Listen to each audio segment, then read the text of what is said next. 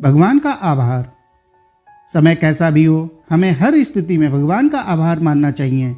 हर स्थिति में हमारी सोच सकारात्मक ही होनी चाहिए, नकारात्मकता से बचना चाहिए। भगवान अपने भक्तों की भलाई ही करते हैं। इस संबंध में एक कहानी प्रचलित है। कहानी के अनुसार पुराने समय में एक सेवक महल के बाग में अपने राजा के लिए रोज अलग अलग फल लेकर जाता था। एक दिन राजा के बाग में नारियल, अमरूद और अंगूर एक साथ पक गए। सेवक सोच रहा था कि आज राजा के लिए कौन सा फल लेकर जाए। बहुत सोचने के बाद सेवक ने अंगूर तोड़कर टोकरी में रख लिए। अंगूर की टोकरी लेकर वह राजा के पास पहुंच गया। राजा अपने राज्य की समस्याओं की वजह से चिंतित थे और कुछ सोच रहे थे। सेवक ने टोकरी राजा के सामने रख दी और खुद थोड़ी दूर बैठ गया।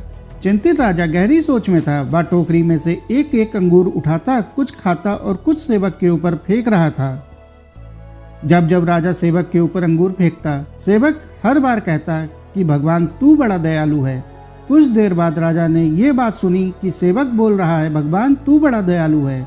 यह सुनते ही राजा का ध्यान टूटा और उसने सेवक से पूछा कि मैं तुम्हारे ऊपर बार बार अंगूर फेंक रहा हूं और तुम क्रोधित ना होकर भगवान को दयालु क्यों कह रहे हो। सेवक ने राजा से कहा कि महाराज, आज बाग में नारियल, अमरूद, अंगूर 3 तरह के फल पके थे। मैं सोच रहा था कि आपके लिए आज क्या लेकर जाऊं। तभी मुझे लगा कि आज अंगूर लेकर जाना चाहिए।